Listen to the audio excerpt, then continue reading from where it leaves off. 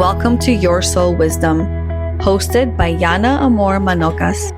In each episode, we invite you on a transformative journey delving into the profound mysteries and wisdom of the soul. Join us as we explore a wide array of spiritual topics and sacred practices that nurture and heal the soul, from reincarnation and soul contracts to the enigmatic experiences of womb alchemy and astral travel. Our discussions are designed to enlighten, inspire, and deepen your understanding of your own soul's journey. With Your Soul Wisdom, nothing is off limits. Does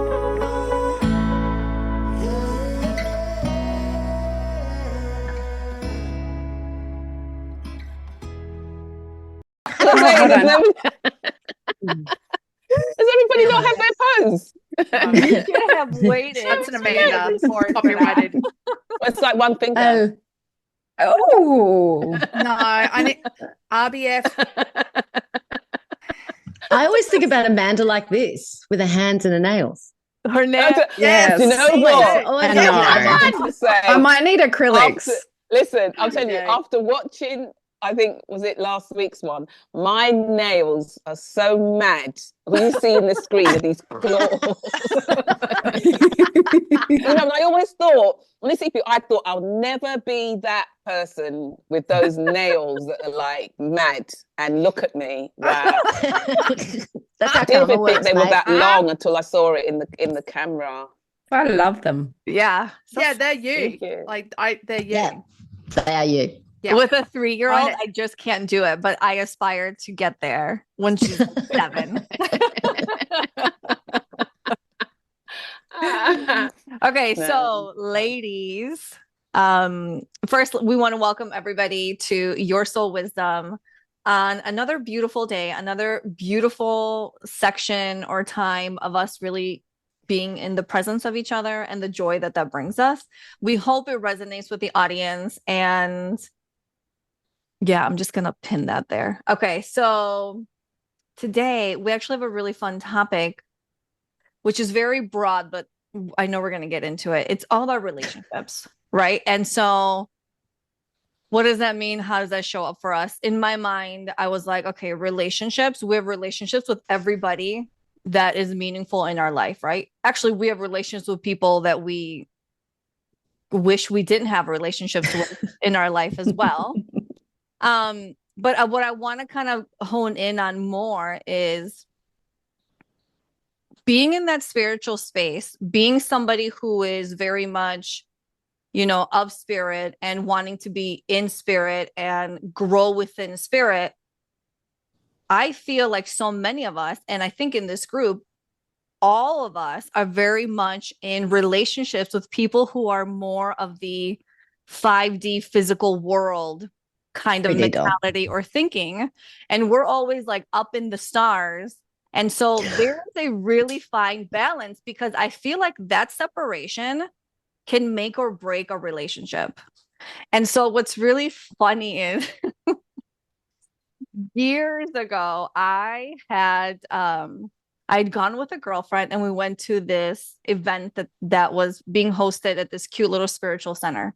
And there were all these little tables with women. I believe it was only women who had different spiritual gifts, and you could sign up like this 15-minute slot to fill up the entire 3 hours. And I sat down with this woman, and she was an Akashic Records reader, and I had never done that before. And I had just started dating somebody, and I was very much into him. And I sit down, and she goes, "Oh my God, they're laughing." And I was like, "Who's laughing?" She goes, "Your guides are laughing because once again, you have found yourself another man who's not spiritual." And I was like, "You bitch." There's something about me and getting these readings that are just like, But I guess I had never really thought about that. And it's such a huge part of who I am that I was like, I wonder why that's not something that I put more emphasis on needing in a partner, because I want somebody who can be in that space with me. And so there's just so many dynamics, and trying to like navigate that, especially with somebody who you love and they just don't understand what you do or how you think or the bigger picture or the energetic meaning or embodiment of everything that essentially goes on. And so trying to bring those two worlds together in a really fun, joyful, loving way can sometimes be very tricky. Yeah?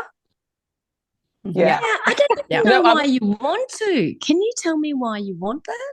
Yeah, let's talk about that, Yiannah. Like, you know, like when you're talking about sharing the spiritual space with your partner, I mean, like, other than tantric sex, cool, but I'm pretty sure that any man would be into that concept, irrespective of spirituality. Like, what else do you want? Do you know what? Can I just follow Rachel? Because I was going to say that just before you answer that, Yiannah, I was going to say that when I first dated my husband, I didn't tell him I was spiritual. I kind of like told him that I was a writer and I used to write sex novels. So you wait for the ring. That's how I snapped him. Do you know what I mean?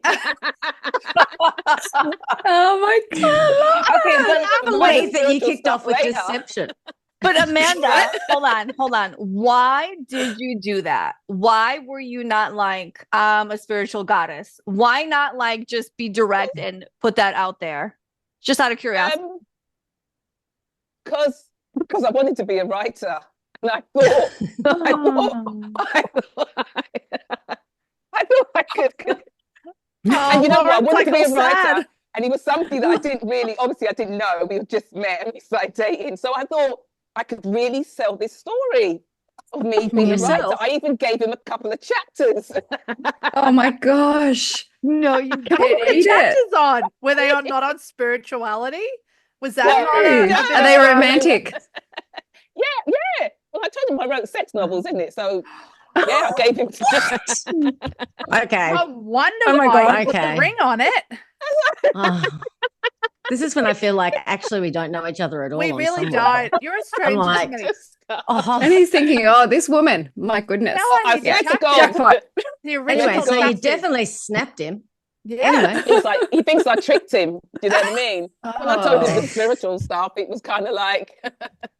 You know what? But I don't, you know, when you start dating someone anyway, like I'll go, when I was 23, I met my now husband, right? So we've been married 16 years. We've been together 18 years, I think. Anyway, you know, when I first met him, I was definitely in a 3D normal job. I wasn't identifying as spiritual, but I did things that weren't, you know, like I was getting a spray tan every week. I was getting my hair done every week. Like, you know, so, you know, you just kind of, I don't know, you do what you do, don't you, when you first meet someone. I was spraying his pillow with my perfume, you know, all the things. So, you know, Amanda had a good... There you go. We all do things when we first meet people. I think of what Matt Kahn said, and he says, you know, if you're looking to have, you know, an environment that's full of people that are on the same spiritual width, so to speak, with you, then what you're looking for is a cult. You know what I mean? Like, I don't like, I honestly, like, I get it that you may be particular about your partner. Okay. So that aside, but besides the fact of, I think one of the reasons why I enjoy talking about anything spiritual is because I don't talk about spiritual stuff all the time.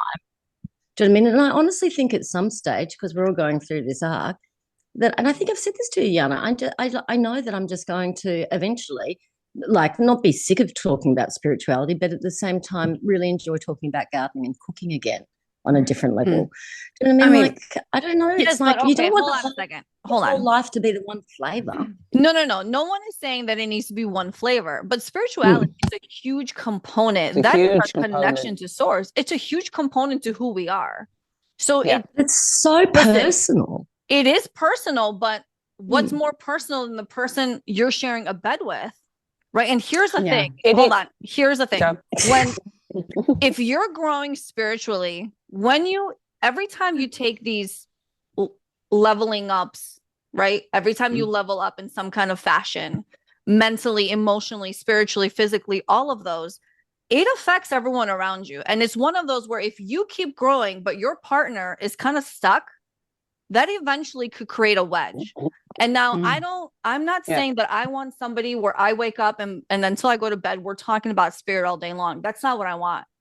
But I want to be with somebody or nurture a relationship where I can talk about these things that inspire me and mean so much to me, and they're open to it and they get it. They don't have to understand it. They don't have to practice it every day or whatever it is. But there's this certain level of acceptance and love and gratitude that goes with it. And it's so important. And if you're not on the same page with that, and if you're not open and accepting of each other in that way, you go two different directions and it's over. Relationship can't last. It can't sustain like that. Right. And can I throw in something really quickly? So I had a mentor relatively in the last couple of years, Robert, and he mentioned something really we love you. You remember Robert? Rest in peace, Robert.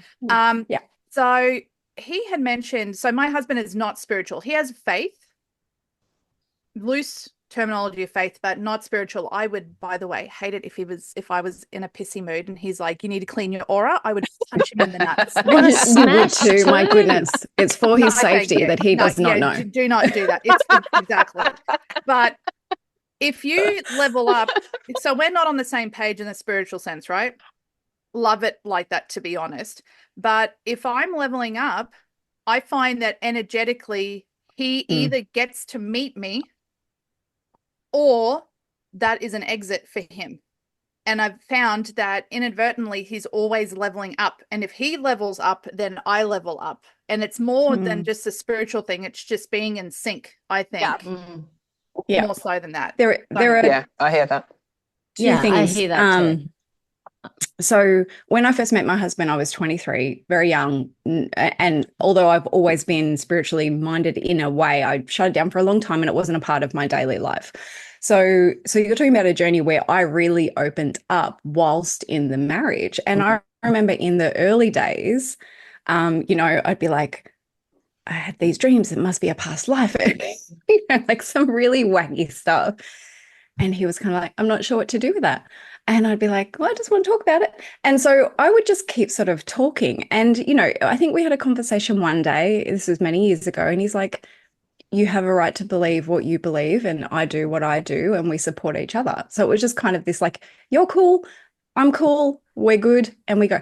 But in saying that, as things have progressed and, we have children, and obviously I use my intuition and various things a lot with them. And, he's sort of seen how our life has grown and shifted and expanded in many ways, and how it really has been important for us as a family. So it's not that he understands it, like he would say he doesn't, but I really feel like it's like the whole osmosis thing. It has impacted him in a way, but he would sort of never say that he's changed at all, but he's definitely shifted. So I think it really does depend on the relationship. And I know for me, so he is very grounded. I can be grounded. Most often I'm not. So, for me to have, he really brings me back to earth. Do you know what I mean? I feel like that's really important for me. And then the other thing is, with, it's interesting because we're talking about sort of 3D and not 3D. And it just reminded me of something that a channel once said to me. So Sheila Gillette, she channels Theo. And she said to me something, and she's like, when you go to work, you don't hang your soul up in your closet and go to work. She's like, everything is spiritual. So I guess we're all on the journey. It just depends if we're resonating at the same frequency, how that relationship's going to go. Yeah. So for me, definitely, like, I don't need anything else, but I've got complete love and acceptance and the ability to be myself in the relationship. Yeah, that's important. So can I just go and suck? So I kind of like wanted to say that. So my husband is what you'd call, he is very 3D. But I think there's a difference between, and I've experienced both, I think there's a difference between being what we call 3D and being supportive of your loved one or your partner in what they do, whether you get it or not. Because for him, it goes right over his head.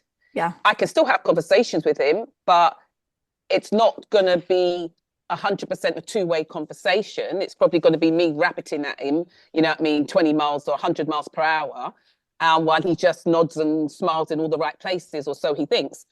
And I've also been in that relationship whereby very 3D, but at the same time, frightened of me, frightened of who I am, frightened of what I do.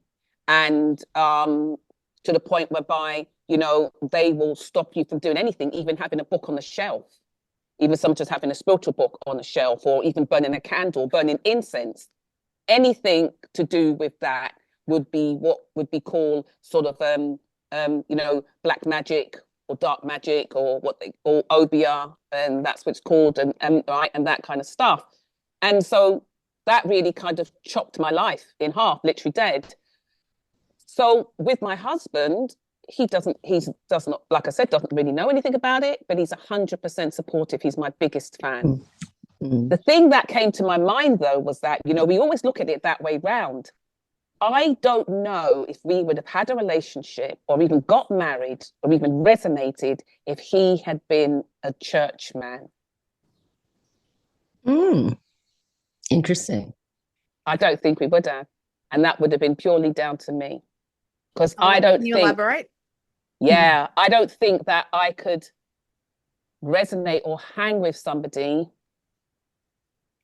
who was, I think, to me, maybe for want of a better word, ruled by a religion, or ruled by something that I just couldn't, and it's not even say like we're just in two different worlds. We are in literally two different worlds. Because if he was going to be throwing the Bible at me, or throwing quotes of the Bible at me, or doing any of that kind of stuff, or say, you know, what you're doing isn't good, it's like really like, you know, it's not devil worshipping, or, you know, or it's not good stuff, and the Bible doesn't have it, then there's just nowhere for us to go. Nowhere for us. But Amanda, what if he was, I agree, not religious, but what, just a happy Bible minded? Clapper? No. But if he was spiritually minded. If he was spiritually minded, in what way? Like you are. Yeah. You know, just like, you know, just open to readings and healings. I don't know. I've never experienced somebody that was, in a sense, 100% on the same wavelength as me. And I think even with that, you're going to have clashes, because there's many different. Totally. I think the important thing that you, Lauren and Amanda, both touched on was that acceptance piece. Yes. Yeah. If your partner is not your biggest supporter, even if they don't get it, if they're not your biggest supporter, it'll never work. Then that makes for problems. It makes 100%. Makes for huge problems, because there's a part of yourself that you hide. There's a part of yourself that you don't reveal. There's a part of yourself that, even though this is maybe what you're doing every day, in the back of your mind, for me, with my ex-partner, I couldn't even speak about anything like that. I couldn't even be on the phone talking to somebody like that. If he was out and he came into the house, I'd have to shut that call down, shut that call off. You couldn't even go there, couldn't even speak like that in the house in any way, shape or form. Have it on the television, nothing. You just couldn't. It's like, even if you were to choose somebody, I don't know if I've ever chosen anybody like that for specific characteristics. Do you know what I mean? Like, it's just, I don't know. I honestly think that with the relationships that I've had with people, that the things that I like about them the most are things that I would never even have thought to put on the list.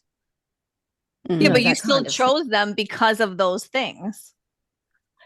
As an overall sort of flavor. And this is the thing that worries me is, even when, like, as you know, my spiritual wife, so I won't even start going into the possessiveness part of this, but even with you wanting somebody who has, specifically who is open to spirit or doing something like that, to me, it's just like everything's always changing. And it's sort of like, even if you guys were at that same, you know, seeing eye to eye at that same stage, you know, life is long. And 10 years later, things can change. And it wouldn't surprise me, weirdly, with how I've seen relationships work, if it was a specific spiritual thing that attracted you to him in the first place, that would be the thing that would be the cause of the demise of the relationship as well. And weirdly, it would be spiritual, because that was your criteria. Anyway, Okay, just chucking so that in there. in my experience with the people I've been in relationships with, Yep. that missing piece, yes, they believed in God, you know, yes, they followed their religion, right? They were not Bible thumpers, but they followed, you know, their religion. And it stopped there. So I, like Amanda, I couldn't discuss, well, I don't have to be in church to have a conversation with God, and I can talk to God wherever I am. And I feel energy and all this stuff. Not only did they not get it, it was very much like, well, that's not how we're raised. That's not what we believe in. That's not. So it very much limited me. So for me, in this relationship that I'm in now, outside of you, Rachel, it was really important for me to say, look, this is where I'm at right now, because he is 3D. I'm like, this is where I'm at. This is really important. Are you going to be able, or do you even want to be able to support me in whatever this journey looks like? And he said, of course. But to him, it was crazy that I was even asking. But to me, it's like my experience shows me I need to know that you're team Yiannah all the way. And I don't need team you. Yiannah all the way, baby. Thank you. Like, I don't need you to get it. I don't need you to become like some guru. I don't need you to do any of that. I need you to allow me to step into the full power of who I am in the spiritual space. And I need you to be able to support me to where I know you're there and you got me. And so having that conversation was really hard, because I thought, well, this can go one of two ways. He could say to me, you know, that's really not my thing. I don't know how much support I can give you. And that would have devastated me. And so hearing the, yes, I got you, babe, for me was like all the validation I needed. That's why it's so important for me to be able to have that validation and that knowing that I can continue growing into who I am, and that relationship can grow with me.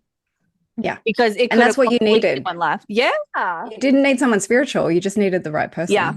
Absolutely. Like, end of story, really. Yeah. And like there were a couple of things I think earlier in my relationship where like I had a dream about something happening at my husband's work, and then I told him, and then it happened. So it's like, okay, I really should pay attention.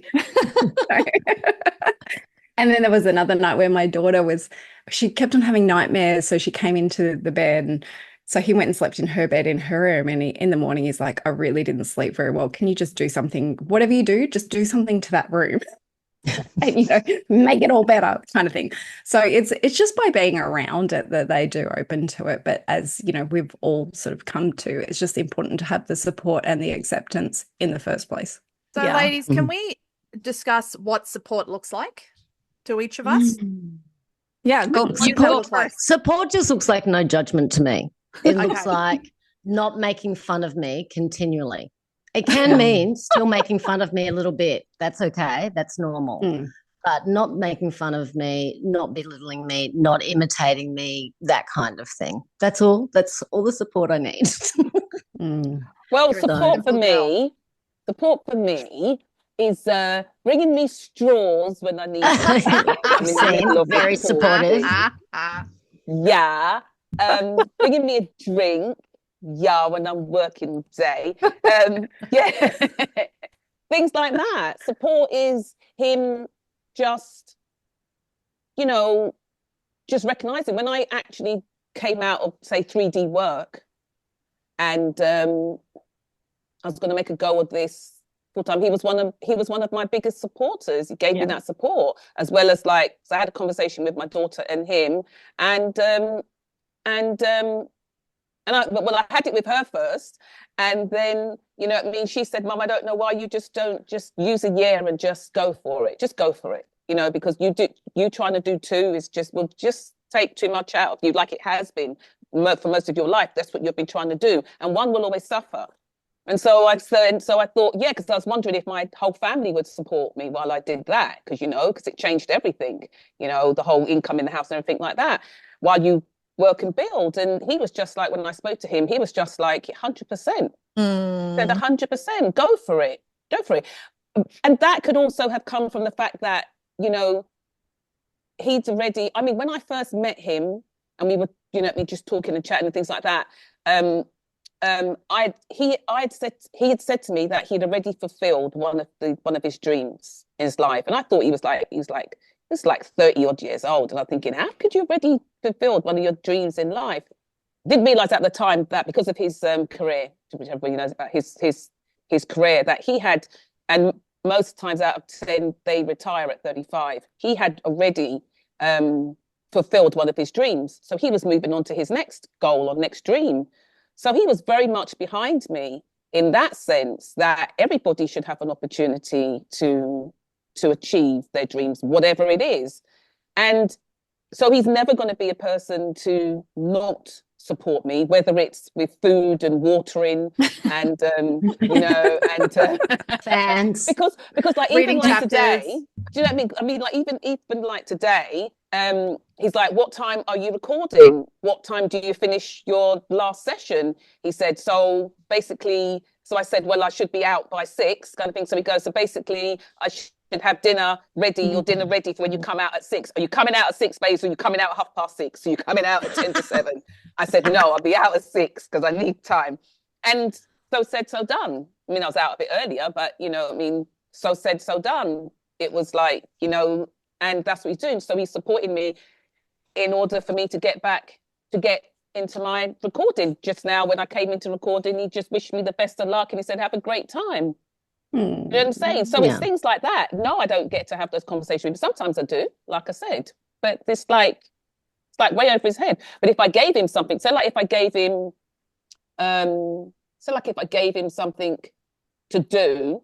Oh, I remember one time I had done these. I don't know if it was the numerology, but I printed it out on paper and I put it under his sheet, like underneath his pillow sheet. So one time we were changing the bed and this big A4 paper rolls and flies out. He goes, oh, what's that? And I said, oh, I just put some numbers down for you because you need to be changing up shit. And he goes, oh, okay. Did you put under his pillow for changing up shit, just by the way? Oh, yeah. Well, what for him? Well, what number? Like, is it 9s? Is it 8s? Is it 3s? Oh, I wouldn't sleep on a 9, would you? No, I wouldn't sleep. No, Might sleep with a 9. It might have been. Oh, I can't even remember. I want to know what what a 9 was. is now. Very powerful. Ellie, you got Very 9s. Powerful. Oh, It's a dragon, okay. honey. 9s. It's a dragon. Dragons. Yeah. But Yeah. I can't remember what number it was. It was that, and then underneath the mattress was a whole passage or something. So I put that underneath his message. I love Is that what I'm doing wrong? It's got to go under the pillow. Okay, I'm going to try that. Yeah, Under underneath the the try mattress, that. under the or under sheet. where they, Okay. or under where they sit. Well, and the point of that, right, is you want to, with the energy of each of the numbers, you want to bring in more of what the energy, the number embodies. Yeah. Right. More self-worth, that love, that I wouldn't say power, because you don't want that 9 energy. It could be really strong and disempowering, all that stuff. But Grounding, yeah, consciousness. you want the grounding, totally. Yeah, it could be Used for different things. self-love. What? Self-love. What would you Sevens. use for self-love? 13, Love. 13, 4. 7s and a 13, 4. Sevens. Yeah. Yeah. 13, 4. I Okay. will often, like, when I haven't done it at all for this podcast, but maybe it's a good idea, but I would often sit on a 22 for a 7 and an 8. I have many questions. So are we sitting on numbers now? We are sitting on numbers, but we're sitting on number vibrations. It's not. How do I Okay. make It's this a- happen? It's not like sitting on a sex toy. It's not that kind Oh, of well, setting. I don't want any part of that then. No. No. Well, sex toy is number. Oh. Can I write 10. a 9 on it? 10. It would be 10. Because Oh does that my make it God. extra? I have questions. Rachel, get back to me. I bet you didn't know that, Yiannah. I'm sorry. What are we Continue talking this about? conversation later. I have no Okay, idea. back to relationships, ladies. Okay. That's gone left. Okay. Okay, wait. Here's what I wanted to say, Amanda. Before I this, didn't do it. It wasn't I'm me. interested in the It wasn't segue even here. me. Yes. Amanda, you're in the hot seat. I need to reel us back in a little bit. Okay, what was it like realizing you were receiving that support from your husband, knowing that you never got that in your other relationship? That moment of like, oh my God, he's actually showing up for me, I would assume felt odd or weird or unexpected. Like there was a moment of adjustment on your end because you didn't get that before. I mean, I know that I take into account of that. I take that into account all day and every day. But then we've been together for a long time, for 20 something years. So I think that it comes with the territory because I'm his biggest fan and he's my biggest fan, whatever that looks like in whatever shape or form. When I first started receiving the encouragement, I think I was also in a place though whereby I was very belligerent about my life because I hadn't had the opportunity to live it before. So I went through a very long period of time whereby I couldn't live it. So I came out from a home, as you guys know, and people who've been listening before will know that, you know, I came out from a very spiritual family. So everything went, everything, there was no holes, bars, whatever. And so then to go into a place, and I moved out of my home when I was 25, and started, you know, living with my ex when I was 25, and everything just shut down, dead. Do you know what I mean? I couldn't do anything. Like I said, I literally couldn't do anything. Couldn't burn incense because, you know, that was who were you evoking inside the house? Do you know what I mean? So that was kind of tough. Like I said, I couldn't even put up books. All my books were in boxes until I moved out, and I moved out when I was in my 30s.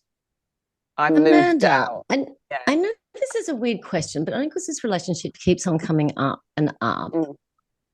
I've done the healing. I've done the healing. No, I get not that kind of thing. I get that kind of thing. And I can, like 24, 25 is young. Do you know what I mean? Like I can remember what that was like. So it could just be that kind of thing. But like, what was attractive about this relationship and why did you stay at all? Like I understand when you have children, but it's sort of like, was there something about the controlling nature of this relationship that caused you to feel safe, for instance? I'm taking a guess. There was nothing about that relationship that made me feel safe. The thing was that I think when we met, there was very strong karmic ties. Okay. So there's a lot of frisson, just a lot of frisson, connection, attraction, compulsion. That kind of vibe. It was a case of I knew that this would be, at the time, I knew that this would be, I realized within that relationship about past lives. That was when I really realized that past lives. And because of, we had had an argument and we had split up, it wasn't an argument, we had split up, or we're going through a separation, and I had gone to meet him on the train. I knew the carriage he was in, because I wanted to speak to him. I knew the carriage he would be in, and I was coming home from work, so I tried to catch him at a certain time on the carriage we'd be in. I stepped into the carriage to speak to him. He wouldn't speak to me, even though we'd been together for years. He wouldn't speak to me, and he stepped off the train. Where at his station, he got off the train. And I just said to myself, as I got onto the next train, I said, this will be the last time that I do this. Okay. You will not see me. I will not be with you. No, it was something like, I will not waste another lifetime again.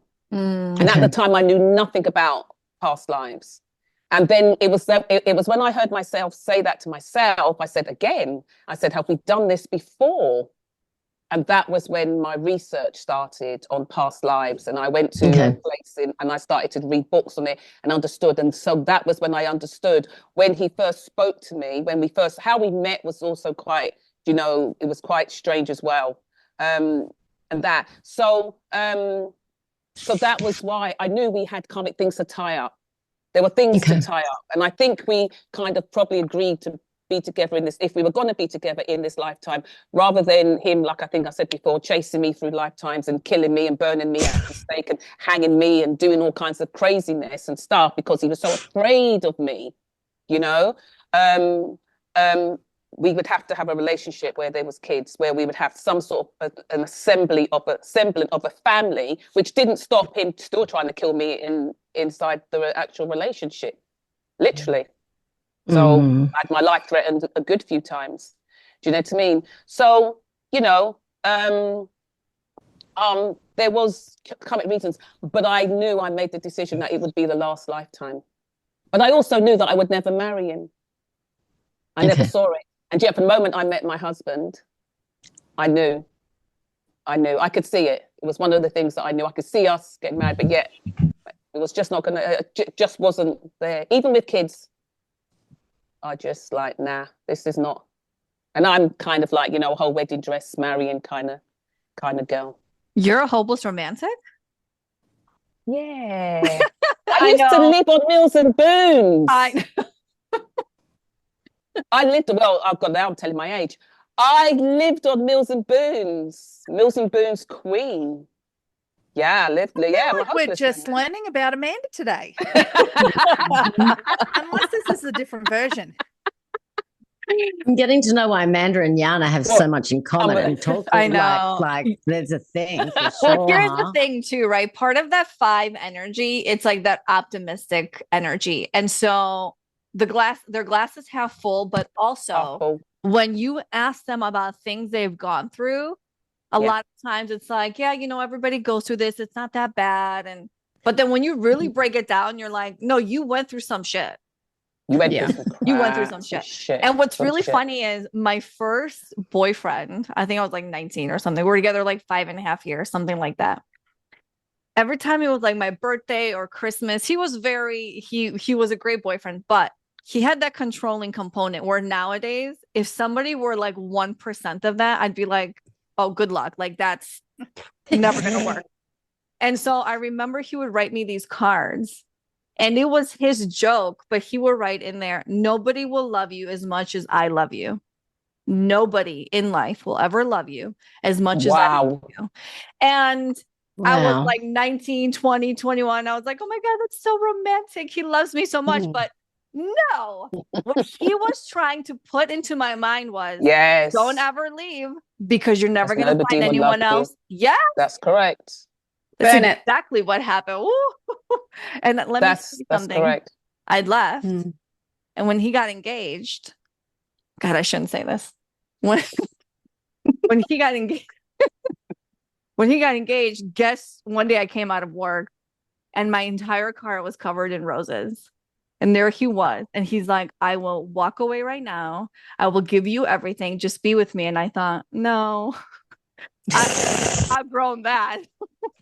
But well, then you're not a hopeless romantic, at least. As a hopeless romantic, I know. I'm golf clapping you for walking away from that, Shiz. No, well done you. No, that was not going to be the story, you know. But it was one of those where I think, as a hopeless romantic, you stay or you try to work through things, and one day that switch goes off.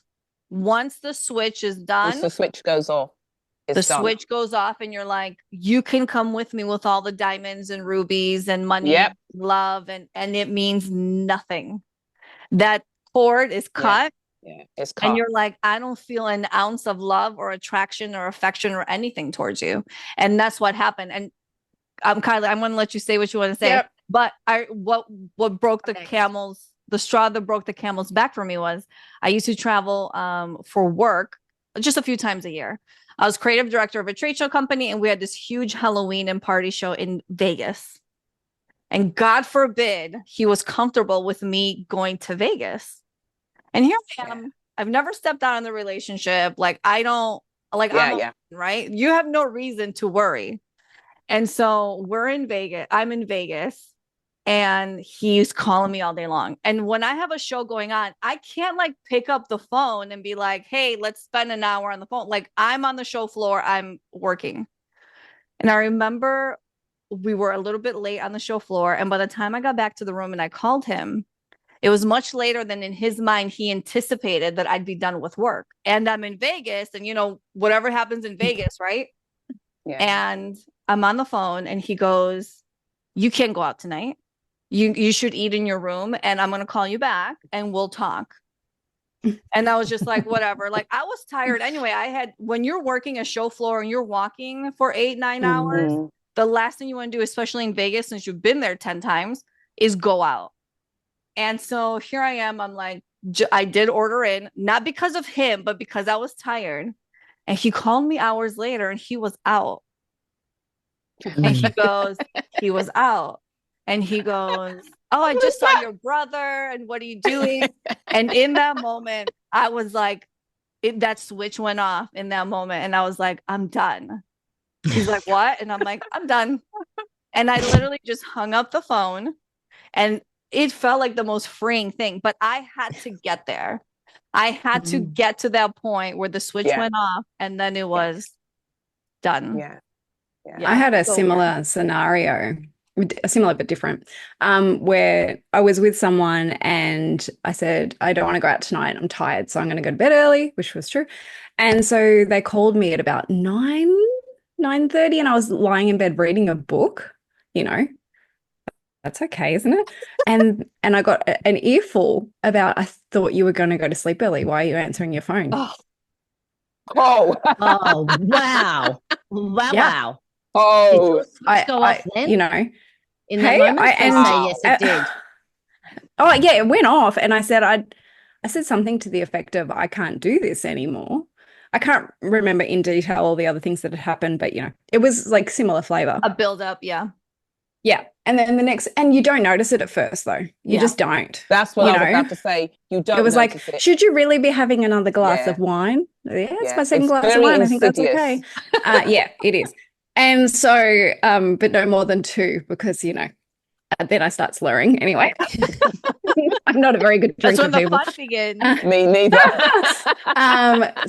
But then the next morning he showed up outside of the train station where I got out for work. And I worked in an office by myself at that time. So I managed to get to the office, lock the doors, and then he would call me every 5 minutes. And then my boss ended up coming in. I think my dad, my sister, a ton of people ended up coming into the office because I was actually really scared. Oh. And then there was this whole, because he was acting, it was just a bit crazy, to be honest. And then in the middle of that day, he calls and he's like, I've had a heart episode. I'm in the ambulance. I'm like, you're calling from a fucking ambulance? Like, seriously, really? Anyway, so and so then I think I hung up and he called back and my boss answered.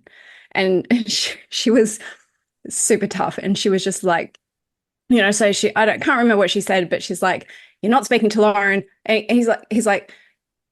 she's like, let me talk to the paramedic. And he's like, you can't talk to the paramedic. You're not my mother. She's like, I am your mother. Let me talk to the paramedic, right? So she full went in for me anyway and ended up hanging up. But he fully, look, I don't want to say he was lying. I feel like he was lying. I don't think he had a heart attack and was calling me from an ambulance, but it was just all very dramatic. Thankfully, it didn't go on for too long.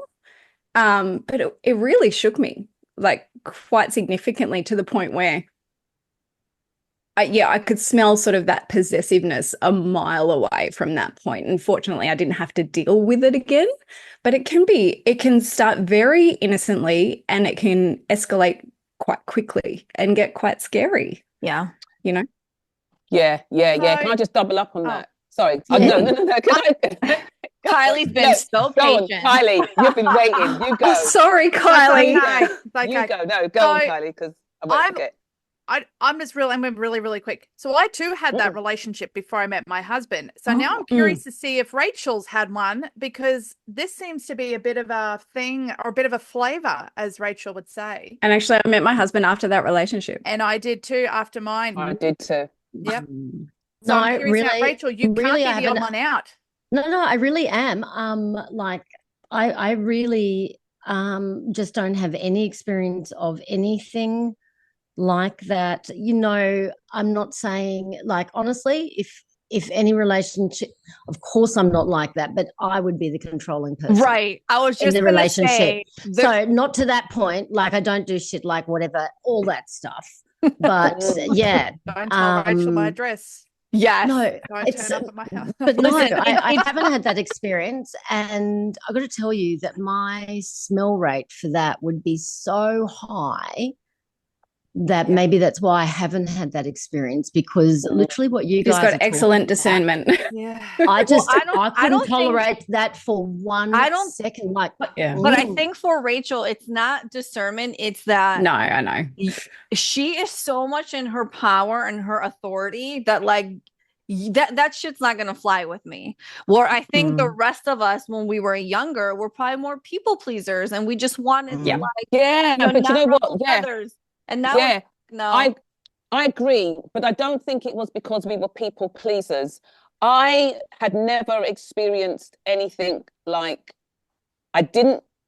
Okay, so you know, for me, I was very young when I met him. I think I was just turned 19. So I was very young. He was nearing 30. I think he was like 29, nearly 30.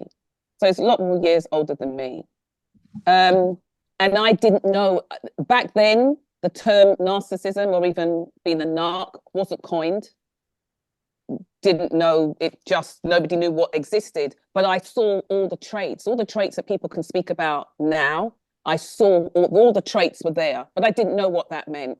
All I knew was that as I got older, that I didn't even know what controlling meant. I hadn't been in a place or a relationship like that. I hadn't seen that with my parents, none of that. So I didn't know what that meant. So you would justify that in your head with, oh, he's upset, or, or I perhaps didn't say it right. Or, you know what I mean? Or maybe I didn't say it correctly, or I could have done it differently. I could have done it at a different time. Do you know what I mean? So there was a lot of this steeping away of my own power. I didn't know that at 19, I felt I was standing in my power. I was teaching a meditation class every Monday night for years.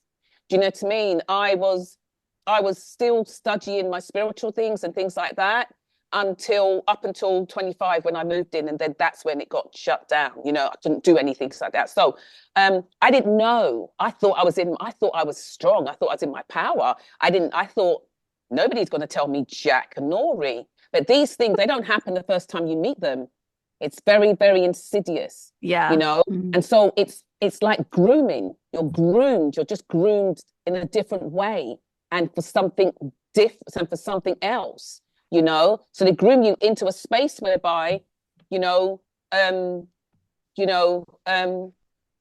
that first time that you might make a dish whereby, you thought it might have been their favorite dish, and all of a sudden, you're getting told, what on earth you're cooking this for, and this tastes like crap and stuff like that. You think, my bad. It erodes your confidence. Fault. Yeah.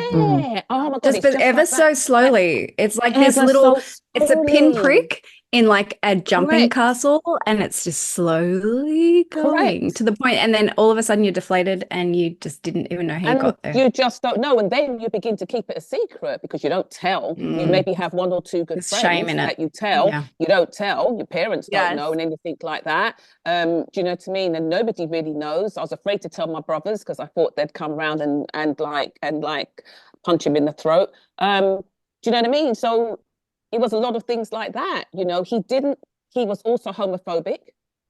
And so he wouldn't have my brother in the house. And I lived with things like that. Wasn't allowed in the house. Wow. How do you think? But it was more, I thought it was more protection for my brother, for me, that I kept my brother away from him because he was so acidic. But I look back now and I think to myself, how does that happen? So when I eventually did move, it was my brother-in-law that came to help me, and it was my brother who hired the van and came along with his friend, his other gay friend, and they came to the house to move me, but he couldn't come inside the house. Wow. So my brother-in-law had to run in and out of the house, carrying stuff out, and they had to stay outside. Listen, that feels like another world. That feels like some movie that like you just watch and didn't actually experience. Like you watch that version of yourself and you're like, who is that? I don't recognize that person. Yeah, but you see, when I met my husband, when I told him these things, you know, and it gets very hard to tell people these things because people, they look at you then, and he was like, I don't understand how you could have stood for all that stuff. You must have really loved him, and that really triggered me. Yeah. Because, like, you know, and we kind of nearly got into one of our maybe like first arguments, like when he said that to me, because I couldn't explain to him this wasn't about love, this relationship. It had got to a point whereby I realized it wasn't about that, and that certainly isn't it. Nobody puts up It's with like something brainwashing. Yeah, it Mm. really, You're not really functioning like was, it's your you know. thoughts are warped. Everything's warped. Your confidence is warped. Everything's what. Look, to be told that, listen, I don't want to stop you from talking to your family, right? Mm. I don't want to stop you from talking to your family because I think family is very important. This is how they will preface it, right? But I don't think that you should be talking to your mum or your sister within this house because they don't like men, right? Because they don't like men. And so, and you think you're some kind of agony aunt, but you're not an agony aunt. And you think you can solve everybody's problems, but you can't. And I don't see why people are calling you. So I do not want you speaking and trying to fix anybody's problems inside this house because it means you're bringing their problems into this house. And I don't want you bringing that kind of energy, look how he uses that, into this. That is insane. Insane. So what do? You stand at the window if he's out of the house. So you don't speak to anybody. So you stand at the window and as soon as you see him come up the drive, you're off the phone. You hang up the phone and you go and check that there's no dishes in the sink. Oh, Amanda, stop it. Honestly, right, I so can't it's very, very painful. But what I'm trying to say to you, it's very, very painful, but or it's very wild to hear. But I suppose it's going to be very important for people to hear that, how your own power can be eroded and you don't even know that it's happening. You don't know that it's happening until one day you look in the mirror and you don't even recognize yourself. Yeah. You don't even recognize yourself. And that was, I think, the moment when it really clicked for me, that I looked in the mirror and I didn't know who I was. You know, I was going to my parents' house on a Sunday and laughing it up and kicking it up and everything like that. And my dad was saying, oh my God, why are you so loud? Why are you so loud? You know what I mean? And I'd say to him, you know, because I've been Dad, quiet all week. The only time I said I get to laugh is when I come home, is when I'm around the family. Oh, Amanda. But do you know what? I'm a stronger person for it. And also because I can understand that I have empathy and I have understanding for when I come across this in my clients and I do. Yeah, there's no judgment there. I do. I get it. Yeah, I get it. I understand it. I would never ask that question of, well, why did you stay? It's a me, I'll tell you straight up, it's a bullshit question to ask somebody when they're coming out of that. It's like all of the words that they've said are like spells that change your brainwaves or something, where you can't even think properly, you can't see things. There's this whole level of illusion. You know, it's funny because so often you hear people say, and I used to be one of these when I was early 20s, if I ever got cheated on, I'd leave. If he ever did this, I'd leave. If they ever did that, I would leave. I would never take somebody's shit. And 100%. Then the day came where I did get cheated on. And I remember in that moment being equally devastated and equally realizing just because somebody cheats on you doesn't mean that love, that feeling goes away. And now you're in this space where you're like, I really don't know how to move forward. And from that day, I sat in that space of, I could never say that I would do X, Y, and Z unless I've been in that situation, because you never know. And so everybody knows I'm an open book.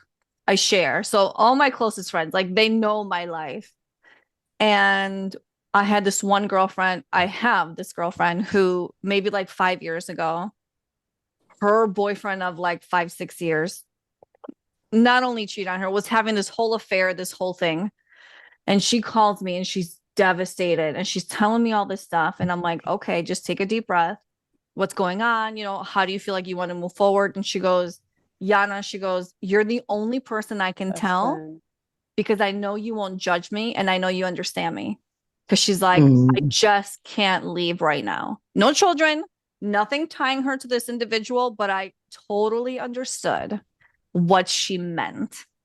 And I was like, okay, you're going to figure it out in your own time. You're going to do what is best for you. I'm here to support, but understanding what that feels like and not judging it, because I've been judged for things I've done in my life.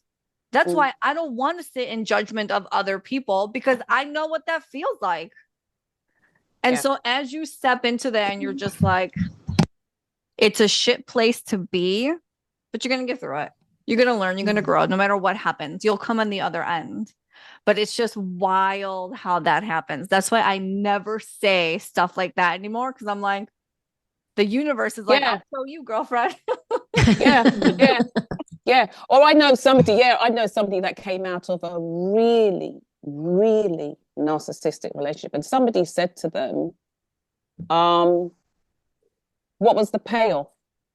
Because you stayed for that long. What was the payoff? There must have been a payoff. I suppose for them, the luckiest thing was that they were on the other side of a phone or something like that, or a text or a call when they said that. Because how do you say that to somebody? How do you say that to somebody? Do you know what I mean? So, you don't in those situations. But do you know what? I think I'm an incredibly beautiful person for it. I think that I have 3 beautiful kids. And I know that wasn't how my life was supposed to be. I wasn't supposed to stay. I didn't stay. I have a beautiful husband. And so all that stuff is kind of like in the past, but I can see how it's important to people to probably know that about me. For everything else and in every other way that I show up, I think it's important for people to know that out of broken pieces, you can find peace. Yes. And not just peace, love and support and understanding. And we sit here and there are men in our lives or partners in our lives who may not get it, may not sit in that space or really care to really dive deeper into it, but that's okay because they support. When you have that support, there is nothing else that matters more. Nothing. You can get through anything. And so I think that's a beautiful place to. Can I just add something in just before you say that as well? Narcs and controlling people come in all shapes and different sizes, and they come in all types of religions and spirituality. It doesn't matter what walk of life. They could be as spiritual as let's say spiritual as hell, but that would be a bit of a let's say Gandhi. Let's say Gandhi. That's Gandhi. Do you know what I mean?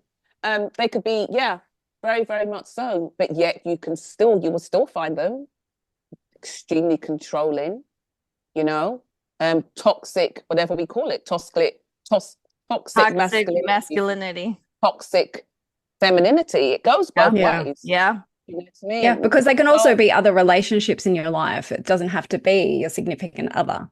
It doesn't. It really, really doesn't. Do you know what I mean? So for that matter, that's how it is. Having said that, I just want to add in there, I don't have any friends around me that don't understand who I am.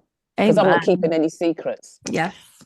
You know what I mean? I'm not keeping any secrets. I'm not. And it's not because every day and every moment we meet, we're having a spiritual conversation. No. It's not. It's not. It's not. But this is who I am. And if you don't like it, I don't give a shit. I don't give a shit. I actually don't care. Toenail. Yeah. Flying toenail. Jack Nori, the whole works. I actually don't. Yeah. So, so it is. So it is what it is. Yeah. I love it. Okay. We're going to get our lovely Kylie to give us a card pull, and then we have something fun prepared for afterwards. Okay, so go ahead, Kylie. What you got for us? Delightful. Okay, so in the theme of Mills and Boone, I did pick the Romance Angel deck. Ooh. Okay. By Yiannah's Doreen Virtue, favourite who we ever. will not speak of, who doesn't sell these cards anymore because she found Jesus. Good Yeah, that's Yeah. really weird. That Doreen. whole thing, Doreen Virtue. Yeah. Yeah. Yeah, that Doreen whole Virtue. thing is so bizarre. Wish you the best, Look, Doreen. Like, no judgment. Maybe that's Like, another podcast. I That's don't get a it. whole look. I have many thoughts on that, but you know what? Oh, lady? let's do I another paid for podcast. those cards, Yeah. And I'm I going to will use them. use them in all love and light. Mhm. Okay, so okay, I kept all mine. okay. I'm trying to get. Okay, so we've got romantic feelings. Okay, Ooh. and I'll tell Read you one the of reason. Amanda's I'll tell you books. stories. Coming out And soon to a very bookstore soon. near you. Okay, Wait, yes. what was the second one? Sorry, Oh, what was the next one? Amanda, do you want this for the cover? Look at that picture. Oh, How Oh, stunning. that's a Mills and Boons Okay, if that ever I is saw so, Hold on, one. like hold there needs to on. be a horse in that photo. Wait. Okay, Kylie, before you Oh. Look at this continue. little cherub looking up. Like, how naughty. Wait, Kylie. what was the Okay. second card? Wait, no. Wait, before we get to Oh. the second card, I have to throw this in. So my mother is a writer, okay? She's a published author, and she has written like all these romance novels, okay? Shut up! Yeah. Know this? Who Yes. are you? Okay. So, Oh God, I nearly pulled my laptop down. Now I need to know, and I'm going to go read, and I'm not going to think about her as your mother. That's Okay, wild. if you want full disclosure, when she wrote her first book, actually her second book, she's like, Yiannah, can you help me edit it? And I'm like, okay. I think I got to like the first page and one of the misspelled words was masturbate. And I was like, I'm done. I can't do this. I am your daughter. That's not What, how she's this sitting works. on a 9? Yeah. Does she want to borrow So- this image? So, yeah. Cherub. The reason I'm bringing that up is because when she was writing one of her novels after that, I was dating this guy who had the body of like an Adonis. I mean, chiseled, like gorgeous babe. Tell us Okay? more. And my mom goes, Yeah, look at Rachel. Like, I'm Team Rachel on this one. Yes, I want details. How was he chiseled? Where was he chiseled? yeah, my mom goes, do you think that you could get him to be on the cover of my book? And I'm like, "Are you crazy? Like my my God. mom, she goes, Yiannah, she's like, look at his body. You know, it's like stop. I can't do that. I Gonna can't. need some I love your photos mom. after this podcast. Anyway, so I just thought that was so funny. That's what you reminded me of with that card. So, one This day has been girlfriend full of will not, she'll be a surprises. blast. Yeah. I don't know how I'm going to read these two cards now. Okay, let's start again. Let's Okay. go. USA Hold on a ourselves. second. No, I'm clearly not ready to sit on a 9. Okay, romantic First card. feelings. Okay, the cherub, romantic feelings. Okay, Mhm. okay, and then we have the second card, which is very soon. Okay, now let me elaborate. Let me elaborate. Gentle listener out there, if you are having romantic feelings for someone, feel very Bridgerton. Because it's these images that take me back to like harlots and Victorian era. Like, look at that. Put some garter belts on, lady, or like a chastity belt. If you're having feelings for someone, okay, romantic feelings, it is time. Clearly decide what you want because it's happening very soon. If you want to explore, put your intention there. If you are like, then it's a no and move on. Yeah. Oh, If that's in doubt, very don't. nice. That's right. If it's not Yes. If there's any Yeah. doubt. Yep. Cut Don't it go off. there. Cut Listen it to off. yourself. I love it.